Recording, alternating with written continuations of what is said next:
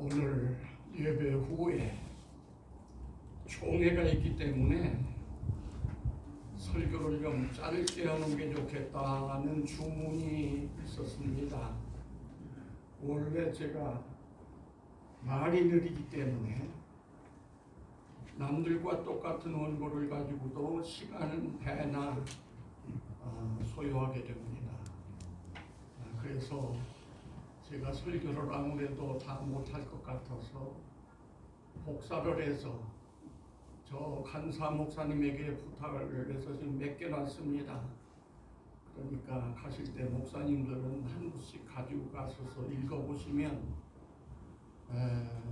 설교 내용이 뭔지를 아시게 될 거고, 또 혼자 오신 사모님들만 한 부씩 또 가져가시면 좋겠습니다. 목사의 사역 중에 중심적인 사역이 무엇이냐 할 일이 많습니다. 목사님들이. 그러나 중심적인 사역은 말씀 사역, 설교 사역입니다.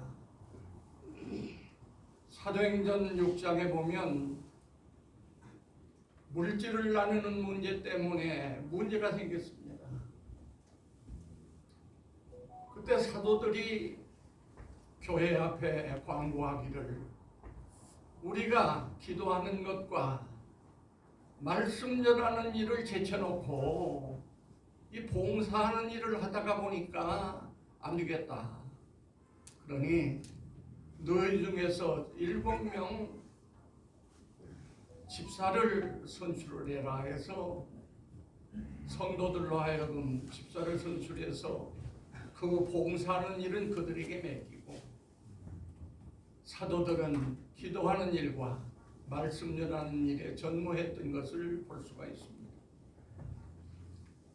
그래서 목사님이 할 일이 많아요.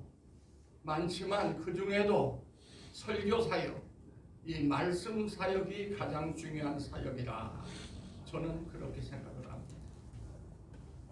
그래서 이 시간 설교자의 자세라고는 그러한 제목으로 말씀을 드리려고 하는데, 혹시 여러분 중에 우리가 이제 목사 되기 위해서 신학교에 입학하려고 하는 사람도 아니고 일평생을 목회하고 정년이 돼서 은퇴해가지고서 지금 40-50년씩 모두가 목회를 했는데 우리 앞에 설교자의 자세라고는 이 설교가 시의적절하냐, 아마 그렇게 비판을 할 분도 있을지 모르겠습니다.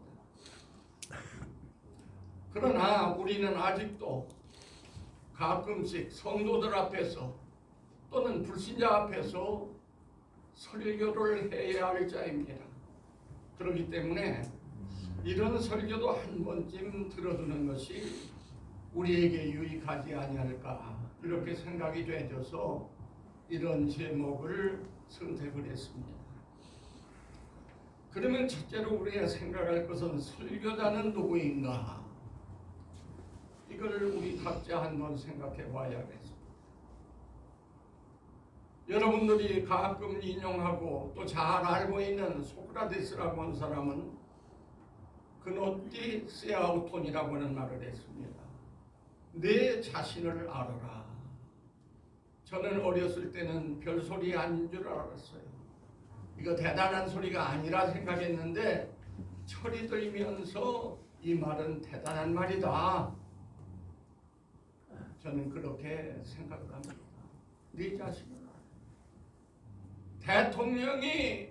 대통령이 뭔지를 알아야 하고 목사가 무엇인지를 분명히 알아야 사명을 바로 감당할 수가 있습니다. 그래서 이 내 자신을 알라고 하는 말이 예산 말이 아니라고 하는 것을 저는 알게 됐어요. 설교자는 어떤 사람이냐? 하나님께서 친히 세우신, 하나님을 대리하여 하나님의 말씀을 전하는 자가 설교자입니다. 에베소 1장 11절에 보면 그가 혹은 사도로 혹은 선지자로 혹은 복음 전하는 자로 혹은 목사와 교사로 주셨으니라고 했습니다.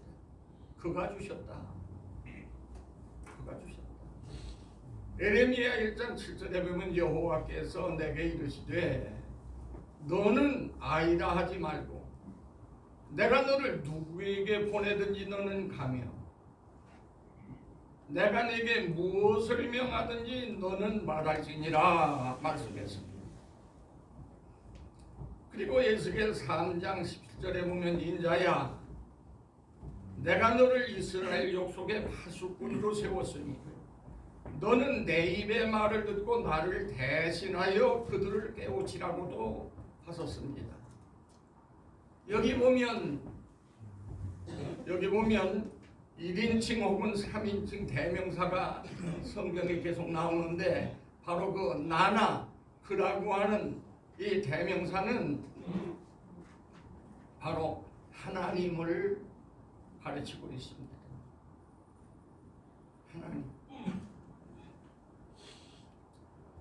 하나님께서 우리를 세웠다는 겁니다. 하나님께서 말씀 전하는 자로 세웠다는 거예요. 하나님을 대신해서 하나님의 말씀을 전하도록 세워졌다는 거예요. 오늘 우리 설교자들이 설교하는 나 자신의 신분이 무엇인지를 분명히 알아야 됩니다. 그래서 바울 사도는 갈라디아 1장 1절에서 자기의 그 사도권을 말할 때 사람들에게서 난 것도 아니요 사람으로 말미암은 것도 아니요 오직 예수 그리스도와 그를 죽은 자 가운데서 살리신 아버지 하나님으로 말미암아 사도된 바울이라 그렇게 그는 단언하고 있습니다. 다시 말해서 말씀 전하는 전도자가 된 것, 설교자가 된 것, 말씀 사역자가 된 것이 인간이 그 권리를 쟁취한 것이 아니라 하나님께서 세워주신 것이다. 우리 설교자들이 그렇게 자신의 정체를 알아야 되겠습니다. 두 번째는 설교가 무엇인가를 우리가 알아야 되겠습니다. 아니 신학생들 데리고 얘기하느냐 하실지 모르는데 그래도 한번 우리가 들어봐야 돼요. 설교가 무엇인가? 오늘 본문에 보니까 너는 전파하라 그랬습니다. 전파하라. 이 전파란 말 원문 켈릭손이라고 하는 말은 공적인 선포자로서 전파하라, 공포하라, 알리라 이런 등등의 의미가 있습니다. 장신대의 정장복 교수는 설교에 대해서 이렇게 설명을 했습니다. 택함받은 설교자가 당대의 커뮤니케이션, 의사소통 수단을 통하여 회중에게 성경의 진리를 선포하고 해석하고 이 진리를 회중의 삶에 적용하도록 한 것이다. 이것은 반드시 성령님의 감화심에 의하여 이루어져야 한다. 기독신문 제 2353호에 이렇게 소개를 했습니다. 또 김성천이라고 하는 목사는 설교에 대해서 베스트 사역이라 그렇게 설명을 했습니다. B는 뭐냐 하면 바이블, 이 성경으로, E는 뭐냐 하면 엑스포지션, 강의를 해서, S는 뭐냐 하면 스피리트, 성령으로, T는 뭐냐, 트랜스포메이션, 변화시키는 사역이라 이렇게 설명을 했어요. 아주 재밌게 설명을 했어요. 설교가 뭐냐? 설교가 뭐냐? 성경을 강해하여 설명하여 성령으로 사람을 변화시키는 이 사역이 성경이에요. 이게 바로 설교 사역이다. 그렇게 말을 했습니다. 그러기에 유명한 구약학자 월터 브루그만이라고 하는 분은 텍스트가 말씀하게 하라는 책을 썼어요. 무슨 말인가 하니 성경 본문이 말씀하게 하라.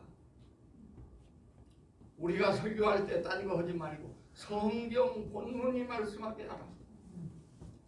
오늘 읽은 이 말씀이 무엇을 의미하는가? 이 말씀을 통하여 하나님께서 청중에게 무슨 메시지를 전하려고 하시는가? 그 말씀이 설교하게 하라는 겁니다. 설교자가 성경을 읽어놓고 전혀 성경과는 관계없는 무슨 코미디, 무슨 웃기는 얘기, 무슨 지난날 자기 살아온 얘기, 이런 걸로 한 시간을 때우는 것은 안 된다는 겁니다. 성경 본문이 말씀하게 하고 이 본문을 가지고 하나님께서 뭘 전하시기를 원하시는가? 초등학교 1학년 선생님만 돼도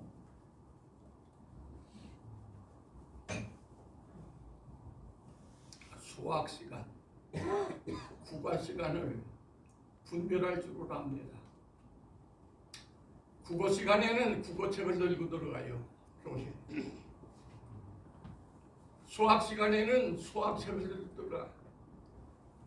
그 국어 시간에는 국어책 몇 과 책 펴라 하고 그 내용을 학생들에게 설명해 줍니다. 수학 시간에는 수학책 몇 페이지 학생들 보고 다 펴라고 해요. 그리고 그 내용을 설명을 해줍니다. 하물며 우리 목사님들이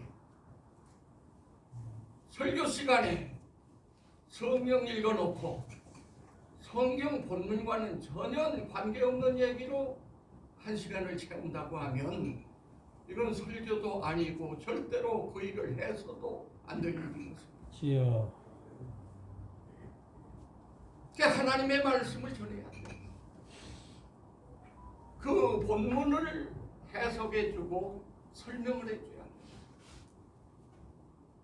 만약에 내 자신의 어떤 체험담이나 내 과거 살아온 어떤 일이 들어서 성도들에게 유익이 되고 신앙생활에 도움이 될 수 있다고 하면 그건 간증 시간에 시간을 얻어서 간증을 해야 할 것이지 설교 시간에 자기 얘기로 이걸 때워서는 안 된다는 것입니다. 그렇기 때문에 이 설교라고 하는 것은 하나님의 말씀을 그대로 설명해 주는 것임을 우리가 기억하고 그렇게 고쳐서 해야 할 줄로 합니다. 아멘. 그러면 설교의 방법은 어떻게 할 것이냐? 오늘 본문 디모데후서 4장 2절에 보면 너는 말씀을 전파하라. 때를 얻든지 못 얻든지 항상 힘쓰라. 범사에 오래 참음과 가르침으로 경책하며 경계하며 권면하라고 여기 말씀하고 있습니다. 이 한 절 가운데 동사 5개가 있는데 이 동사가 모두가 다 명령형입니다. 능동태, 과거시작, 이인칭 단수. 다시 말해서 너는 이러하라고 하는 명령이에요. 어떻게 설교를 할 것인가? 여기 보니까 선포하라 그랬습니다. 선포하란 말은 말하란 말과 같은 말인데 소리를 내어서 말하라, 밝히 말하라, 알리라 이런 뜻입니다. 설교는 그냥 눈 감고서 설교할 수는 없어요. 입 다물고 할 수는 없어요. 물론 듣지 못한 분들을 위해서 수화를 하는 경우가 있습니다만 어쨌든 말하라, 선포하라. 그 다음에 두 번째 동사는 항상 힘쓰랍니다. 항상 비가 오든 눈이 오든 바람 부는 것과 비 날리는 것을 겁을 내지 말고 부려봅시다 한 찬송과 같이 항상 힘써 강행하라. 강행. 그 다음에 경책하라 그랬습니다. 설교 가운데는 경책이 있어요. 책망. 너희는 이럴 수가 있느냐? 그의 잘못된 죄를 꼬집고 책망을 하라. 경책하라. 그 다음에 경계하라. 경계는 이러면 절대로 안 된다. 금하는 걸 말합니다. 금하라. 그 다음에 권하라는 말도 있어요. 권하라. 책망만 늘 들으면 기가 죽어서 그 사람이 일을 못합니다. 그러니까 여기 권하라는 말은 위로하라, 격려하라. 그래서 열심히 신앙생활 잘하도록 하라. 이런 내용들이 이게 설교의 내용입니다. 우리는 말씀을 선포하고 이 일을 항상 힘쓰고 책망도 하고 그러면 안 된다고 말리기도 하고 열심히 말씀대로 살도록 권고도 하는 이러한 일이 바로 설교를 하는 방법임을 우리가 이 본문에서 볼 수가 있습니다. 그러면 우리가 설교를 잘하려면 어떻게 해야 할 것인가? 설교를 잘도 못하는 사람이 이 설교기가 민망스럽습니다마는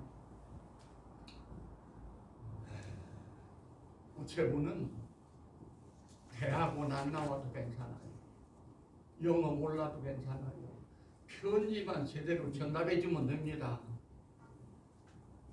우체부가 뭐 100개 나라 언어를 다 해서 못할 거예요.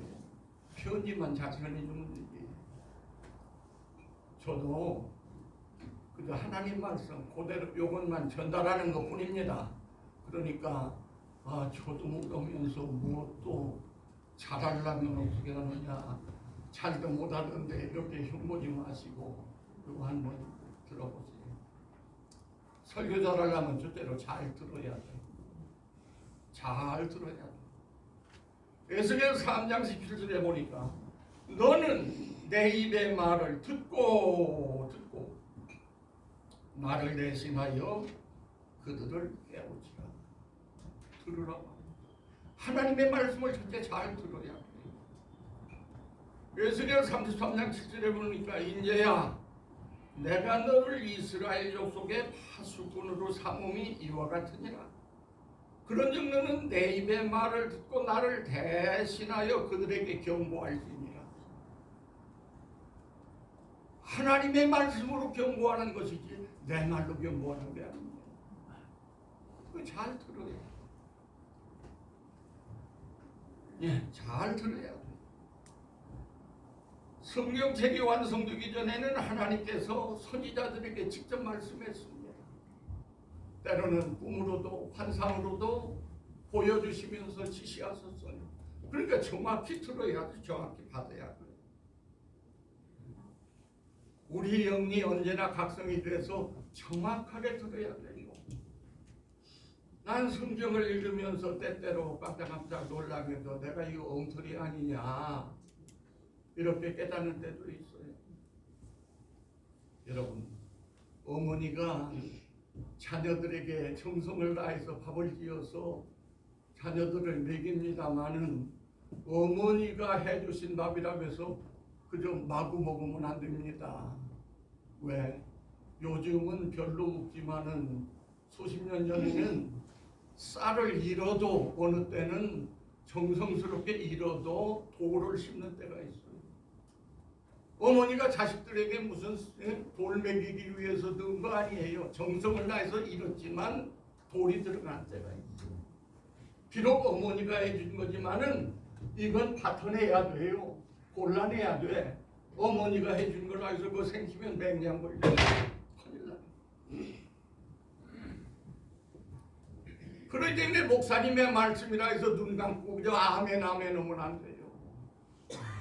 목사님의 말씀이라도 이 말씀이 하나님의 말씀에 맞는 거냐 아니냐를 살펴야 돼. 돌 같은 건 발견해야 돼. 목사님도 정성 다해서 설교를 짓느라고 지었지만 때로는 실수하는 때가 있습니다. 근데 무조건 아멘이 아니에요. 무조건 내 말 듣고 아멘이야 천국 간다고 하는 목사도 있어요. 우리가 사도행전 17장 11절에 보면 옛날 베리아 사람들은 데살로니가 사람보다 더 신사적이어서 아주 간절한 마음으로 말씀을 받고, 누구의 말씀이요? 바울 사도의 말씀이요. 이것이 그러한가 하여 날마다 성경을 상고했다고 했습니다. 비록 사도 바울의 말씀이라 할지라도 그냥 먹은 게 아니에요. 이것이 하나님의 말씀과 맞는가? 날마다 성경을 상고했다. 듣는 사람도 잘 들어야 되고 전하는 사람도 잘 전해야 돼요. 하나님의 말씀을 바로 전해야 되고 듣는 사람도 바로 들어야 돼요. 또 하나, 사사기 6장 16절 이하에 보면 하나님께서 천사를 보냈어요. 천사를. 그래서 숨어가지고서 지금 탈곡하는 기드온이라고 하는 청년에게 하나님께서 너 나가서 싸워 너희 민족을 구원하라 그랬습니다. 깜짝 놀랐어요. 그러면 하나님의 명령이라는 것을 증거를 보여주세요. 그러니까 그 천사가 뭐라고 했습니까? 너 저 염소 잡아가지고서 재물을 갖다 여기다 올려놓아라. 반석 위에 재물을 갖다 올려놓으니까 이 천사가 지팡이를 갖다 대니까 막 불이 나와서 그것다 파괴했어요. 이만하면 증거가 되지 않느냐. 순종해야지요. 그런데 받아들이지를 못합니다. 기드온이 뭐라고 말해요?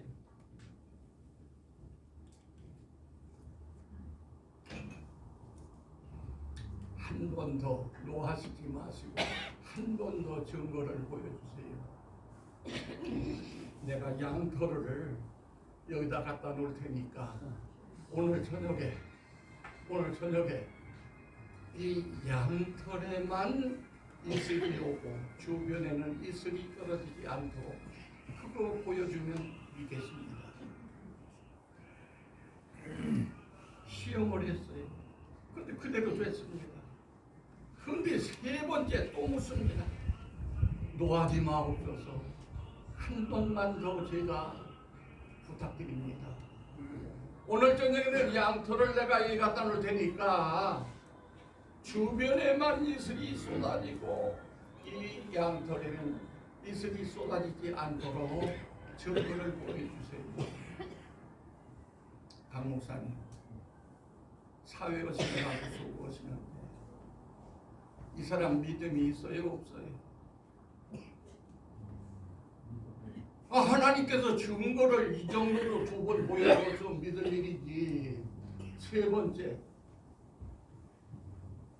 내가 어렸을 때는 이 사람 믿음 없다. 그런데 깨달은 게 뭔지 아세요? 이 사람은 하나님의 말씀을 건성으로 듣지 않고 진짜 꼭 하나님의 말씀을 분명하게 알고 시행하려고 하는 그러한 그 간절함이 그 마음속에 있구나.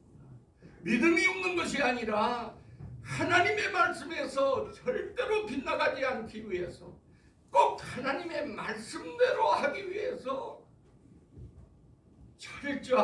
철저하게 하나님의 뜻을 깨닫기 위해서 세 번씩이나 이렇게 시험을 하는 것이지 믿음이 없는 게 아니에요.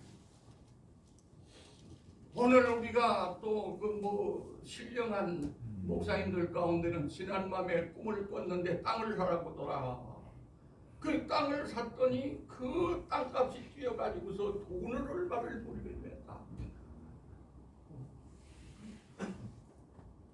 어느 날 꿈 꿨는데 또 팔으라 하더라. 그 팔았더니 몇 배가 남았더라. 이 시시언질 이건 내가 다 얘기하려면 또 아무것도 모르는 나지만 하루 종일 하라고도 할 수가 있어. 그래서 설교를 잘하려면 하나님 말씀을 잘 들어야 돼. 확신을 가지고 들어야 돼. 깨달아야 돼.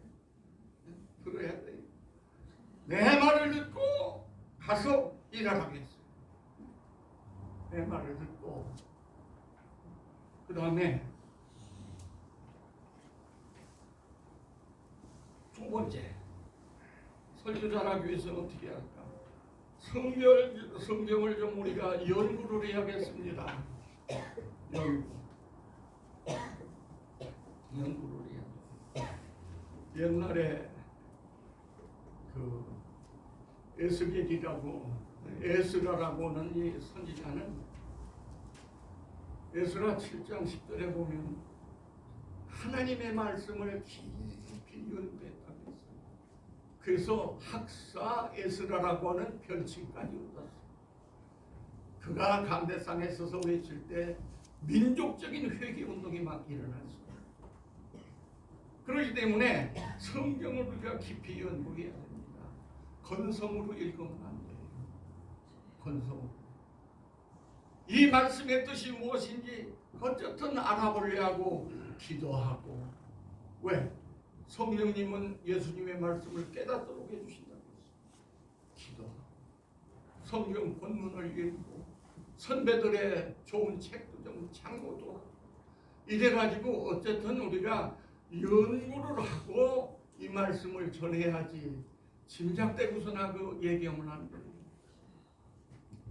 옛날 성경에는 그 아모스서에 보면은 그 당시 그 사회의 죄악을 얘기하는데 뭐라고 말씀을 했는 거니? 그 죄악상을 얘기하는데 부자가 한 여인의 젊은 여자의 집을 들락날락했다 하는 말씀이 있어요. 그러니까 보통 건성으로다 성경을 읽은 사람들이 뭐라고 생각했는 거니? 아하, 돈 많은 부자가 못된 짓 하느라고 젊은 여자의 집을 들락거렸구나. 그렇게 생각을 했는데 그렇지 않아. 부자란 말은 아버지와 아들이에요. 아버지와 아들. 이거 성경 해석 잘못한 사람 많아요. 있어요. 부자, 아버지와 아들이 아버지와 아들. 그렇기 때문에 우리에게 성경 본문을 좀 읽고 좀 연구하고 제가 목이 자꾸 건조해가지고서 말도 잘 안 나오네요. 자, 그만합시다. 그리고 이제 뭐 한 5분 남았으니까 그 다음에 성경을 잘 연구할 뿐만 아니라 사명을 깊이 하면 안 됩니다. 네 번째는 사명.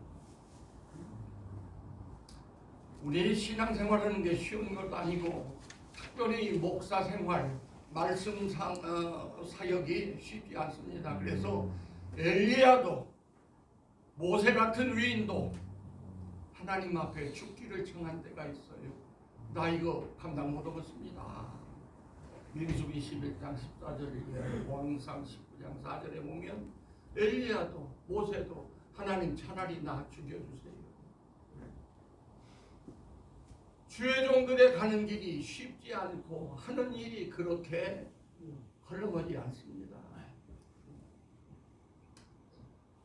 힘들어요. 힘들지라도 사명을 깊이 하지 말자는 겁니다. 난 우리 노예에서도 봤어요. 젊은 목사들 교회 일한다고 하다가 다 포기하고 돌아선 사람 여러 사람 봤어요. 여러 사람 봤어. 어렵습니다. 그러니까 사명 깊이우지 말라는 게 하나님께서 뭐라고 말씀하십니까? 보세요. 에레미야 1장 7절에 여호와께서 내게 이르시되 너는 아이라 말하지 말고 내가 너를 누구에게 보내든지 너는 가며 내가 네게 무엇을 명하든지 너는 말할지니라. 사명 깊이우지 말란 말이에요. 여기 세 가지인데 첫째는 아이라 말하지 말라. 너 가. 그때 나는 아직 어립니다. 아직 덜 자랐어요. 아직 덜 배웠어요. 아직 모자라요. 그러니까 못하겠습니다. 절대로 기피하지 말라는 거예요. 하나님께서 주신 말씀 가서 전하라는 거예요. 또 누구에게 보내든지 가라 그랬어요. 누구에게 보내든지 가라. 그런데 사람은 그렇습니다. 상대할 사람이 자기보다 좀 약해 보이면 가서 끄덕대고 우쭐대고 이래요. 그런데 상대가 자기보다 강하다고 생각하면 피가 죽어가지고 가서나 제대로 할 일을 못합니다. 이게 인간이에요. 그래서 여기 뭐야? 누구에게 보내든지 가라 그랬어요. 사명 깊이우지 말라는 말이에요. 강한 사람이나 강하지 않은 사람이나 세상 사람은 누구나 하나님의 말씀을 들어야 할 자입니다. 그렇기 때문에 누구에게 보내든지 가라는 말이에요. 열왕기상 18장 1절에 보면 하나님께서 엘리야를 보고 아합을 찾아가라 그랬어요. 아합을 찾아가라. 아합이 어떤 사람이에요? 아합은 우상을 섬긴 자요. 하나님의 종들을 다 잡아서 죽인 자요.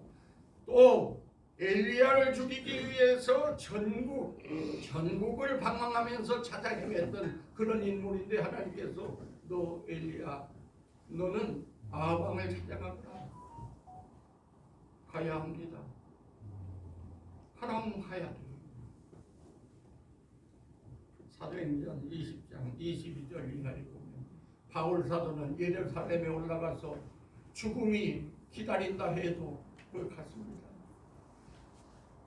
심령의 매임을 받아 예루살렘으로 갔어요. 죽을 거 갖고 하고.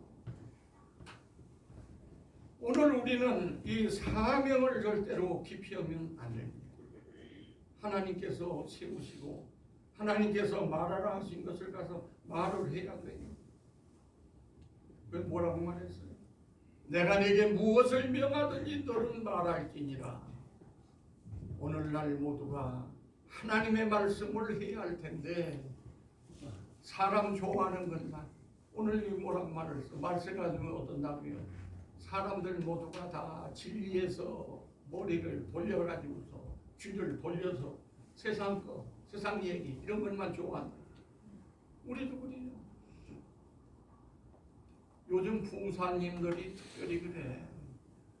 사람들 좋아하는 얘기만 골라서 하고 축복만 받으라고 합니다. 축복받는 게 나쁜 건 아니에요. 설교는 만남이나 코미디가 아니에요. 개인 경험담이나 재미있는 얘기하는 게 아니에요. 그래 하나님의 말씀을 전하라. 그래서 오늘 본문 3절로 4절에 때가 이르리니 사람이 바른 교훈을 받지 아니하며 귀가 가려워서 자기의 사욕을 좇을 스승을 많이 두고 또 그 귀를 진리에서도 이렇게 허탄한 얘기를 좇으리라. 오늘 본문에 보니까 이게 말세에 이런 현상이 나타나요. 오늘 목회하기가 힘들어요. 말씀을 제대로 가르치면 그거 싫어해요. 축복받는 얘기 아니면 재미나는 얘기 이런 것만 하기를 바래요. 황 목사처럼 긴 설교는 또 안 돼. 시간 딱 잘라서 시간 딱 되거든요. 아이고 15분까지인데 2분이 지났는데 이제 그만하려합니다. 한마디만 더 하고 그러면 예화를 설교 중에 할 수 있는가? 물론 요한계시록 22장 18절 19절에 보면 내가 이 책의 예언의 말씀을 듣는 각인에게 증거하노니 만일 누구든지 이것들을 위해 더하면 하나님이 이 책에 기록된 재앙들을 그에게 더하실 것이요 만일 누구든지 이 책의 예언의 말씀에서 제하여 버리면 하나님이 이 책에 기록된 생명나무와 및 거룩한 성의 참여함을 제하여 버리시리라. 그 겉에도 빼도 못합니다. 그러나 청중의 분위기를 전환시키기 위해서 또는 이해를 돕도록 하기 위해서 하나님의 진리 말씀 그 이해를 돕는 데 필요하다고 하면 적당한 예화 쓸 수가 있습니다. 왜요? 성경에도 보면은 말씀하는 게 아니에요. 그런 예는 거기 써놨으니까 이 다음에 보시고 이제 결론을 짓겠습니다. 주원무원 제가 말씀을 드렸는데 설교자의 축복이 얼마나 대단한 것을 아시기 바랍니다. 로마서 10장 15절에 기록된 바 아름답도다 좋은 소식을 전하는 자들의 발이여 한것 같으니라. 다니엘서 12장 3절에 많은 사람을 의로운 길로 돌아오게 한 자는 별과 같이 영원토록 비치리라. 마태복음 28장 20절에 보면 내가 너희에게 분부한 모든 것을 가르쳐 지키게 하라. 볼지어다 내가 세상 끝날까지 너희와 항상 함께 있으리라. 하나님의 말씀을 전하는 자, 이 말씀을 가르치고 설교하고 이 말씀을 전하는 자가 이만큼 복이 돼요. 주님이 하늘의 별처럼 영원히 빛나도록 해주시겠다. 세상 끝날까지 누구와 함께 계신다고요? 하나님의 말씀을, 예수님의 말씀을 가르치는 자와 함께 계시겠다고 약속을 했습니다. 이런 축복이 설교자에게 있음을 기억하면서 우리 모두 맡은 사역을 잘 감당하되 그냥 후송생활을 하지 말고 진짜 하나님의 말씀을 좀 깊이 연구하고 이 말씀을 우리가 바르게 전하도록 노력하는 종들이 되기를 축원합니다. 네, 고맙습니다. 자비하신 아버지 하나님, 이 종이 우둔한 입술을 가지고 이렇게 설교자의 자세에 대해서 말씀을 점거해 싸우니 성령님 역사하셔서 오해 없게 하시고 모두가 이 말씀을 따라 잘